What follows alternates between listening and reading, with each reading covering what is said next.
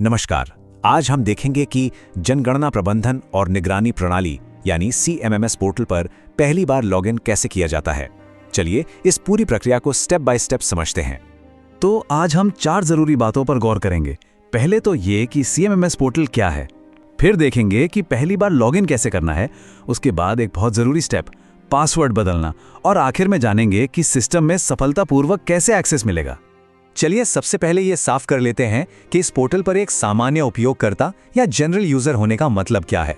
देखिए, एक सामान्य उपयोगकर्ता के तौर पर आपका मुख्य काम होगा प्रोग्रेस रिपोर्ट्स देखना और अपने से जुड़ा हुआ कुछ जरूरी डेटा एंटर करना।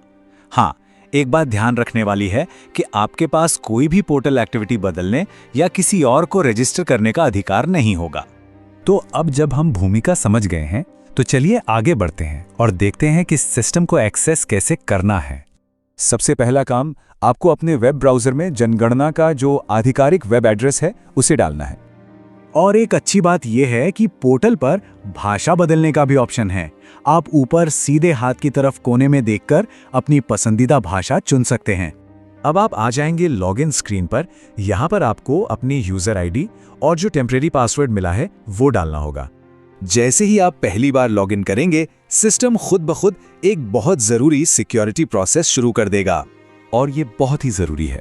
देखिए, जनगणना का डेटा और आपका अकाउंट दोनों सुरक्षित रहें, इसके लिए सिस्टम आपसे पहली बार में ही पासवर्ड बदलने को कहता है। ये एक मैंडेटरी प्रोसेस है। तो जैसे ही आप अपना पहला वाला आईडी और पासवर्ड सही डाल देंगे, आपके सामने फौरन एक नई स्क्रीन आ जाएगी जहां आपको नया पासवर्ड बनाना होगा। इस पासवर्ड बदले स्क्रीन पर आपको 4 आसान से काम करने हैं। पहले, पुराना पासवर्ड वाले बॉक्स में आपको मिला हुआ टेम्पररी पासवर्ड डालें। फिर नया पासवर्ड वाले बॉक्स में अपनी पसंद का एक मजबूत पासवर्ड बनाएं।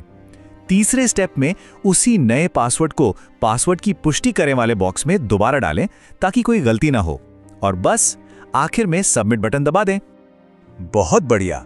अब देखते हैं कि पासवर्ड सफलतापूर्वक बदलने के बाद क्या होता है और आप सिस्टम में कैसे दाखिल होते हैं।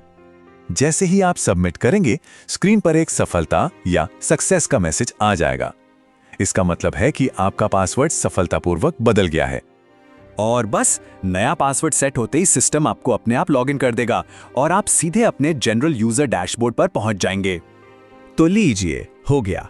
आपका अकाउंट अब पूरी तरह से सुरक्षित है और आप जनगणना 2027 के इस महत्वपूर्ण काम में अपना योगदान देने के लिए बिल्कुल तैयार हैं।